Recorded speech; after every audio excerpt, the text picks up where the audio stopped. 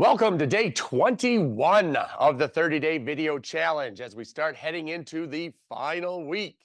Again, wanted to spend some time here. I'm getting ready for classes in about 20 minutes and wanted to make sure that I stayed on track. By the way, I did not share with you, there were, I think, about 25 people invited to take this 30-day video challenge. Take a guess on how many accepted it. That would be 5.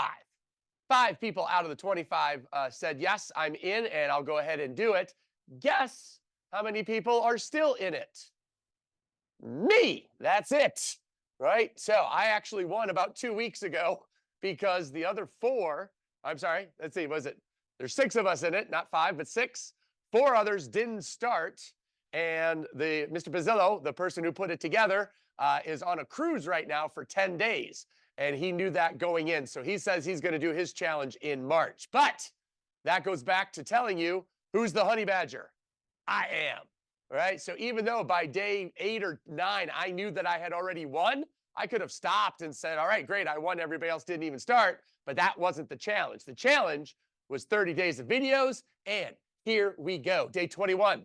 So I got to do some wonderful school talks. I visited Hamilton Elementary and Bemis Elementary this morning and afternoon. And it was interesting reminder for me talking to the kids. And anytime I'm in a classroom, I always like to get an idea of what the teacher's struggles or challenges are and see what I can do to help.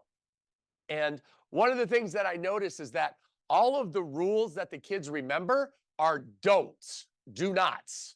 And the trouble with a don't is that you don't know what to do. Your brain cannot solve a don't problem. What it can solve is a do problem. So for example, one of the kids today said, don't run in the hallways. Great, make sure you walk in the hallways, right? Don't push other people. Awesome, keep your hands to yourself. Now, it's not the kid's fault. It's not necessarily even the school's fault. Let's track back. And this is what I do day in and day out, thanks to Mr. Horton and Ofer, our brain teacher from several years ago. 80% of every language on the planet, the 80% of the words in that language are negative. So right out of the gate, everybody is fighting a negative mindset. Don't do this, don't do that, don't. So people then wonder, why is everybody so negative? Well, because you're trained that way with language. You have to consistently battle and fight against that to frame your brain into a positive mindset. Now, stack on top of that the don'ts, all of the guilt, anxiety, fear, and everything else that can get incorporated into your life. And it's no wonder people struggle to be happy and successful. So one of the big things that I work on with the kids all the time is don't tell me what not to do, tell me what to do. So even though I use a don't there, right, it's used a little bit differently. So tell me what you can do. So don't tell me what you can't do. Tell me what you can do or going to do. The brain will solve problems. So again, here in the school, we have kids come up to me all the time.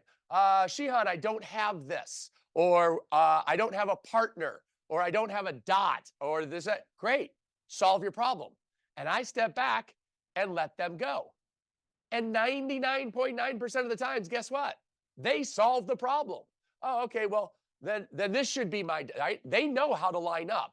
We line up from shortest to tallest before class, and then from after class, from the first dot across to the second row to the third row.